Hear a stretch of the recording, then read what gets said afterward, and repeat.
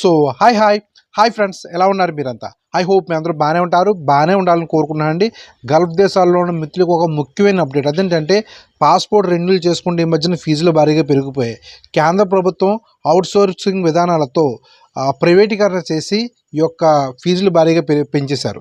అయితే ఇలా ఫీజులు పెంచడం వలన ప్రవాస కార్మికులు చాలా అసంతృప్తిగా ఉన్నారని చెప్పి ప్రధానమంత్రి నరేంద్ర మోడీ గారికి విదేశాంగ శాఖ మంత్రి జయశంకర్ గారికి ఎన్ఆర్ఎస్ఎల్ కన్వీనర్ అయిన మందా భీమరెడ్డి గారు ఎక్స్ వేదికగా మెయిల్ ద్వారా ఒక విజ్ఞప్తి జారీ చేశారు. అదేంటంటే విదేశీ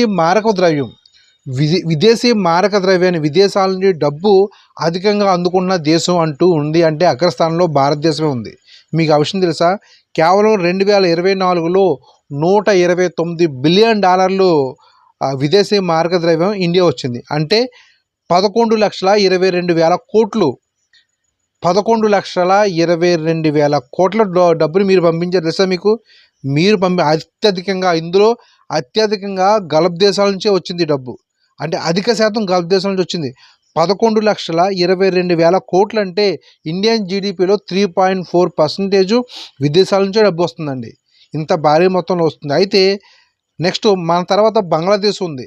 బంగ్లాదేశ్ వాళ్ళు వాళ్ళ దేశానికి 2.6% మాత్రమే పంపిస్తున్నారు. అయినా కూడా బంగ్లాదేశ్ దేశీయులకి పాస్పోర్ట్ కానీ కౌన్సిలర్ సేవలు కానీ ఎన్నో రకాల ప్రోత్సాహాలు అందజేస్తుంది.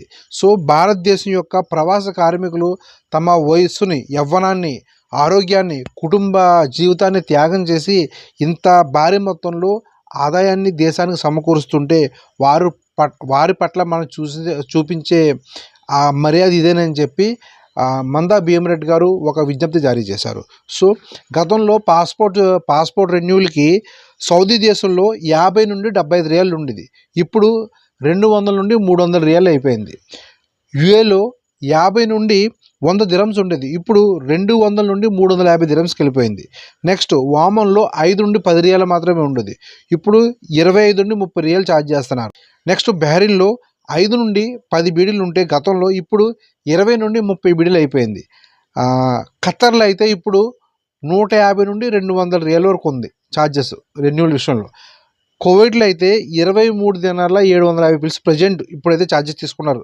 మొన్న రీసెంట్గా రెన్యూవల్ చేస్తున్న మిత్రులు తెలియజేశారు నాకు. సో ఇదండి, ఈ విధంగా విదేశాలలో భారత కార్మికుల నుండి ఫీజులు వసూలు చేస్తున్నారు. సో ఈ పద్ధతి మారాలి, ఫీజులు తగ్గించాలని చెప్పి మందా భీమరెడ్డి గారు విదేశాంగ మంత్రి గారిని నెక్స్ట్ ప్రధానమంత్రి నరేంద్ర మోడీ గారికి విజ్ఞప్తి జారీ చేశారు. సో ఇది వాళ్ళు ఇదన్నీ చూసి పట్టించుకొని ఒక నిర్ణయం తీసుకోవాలని కోరుకుందాం. ఓకే గైస్, మనం నెక్స్ట్ వీడియోలో మళ్ళీ కలుద్దాం. అంతవరకు బాయ్.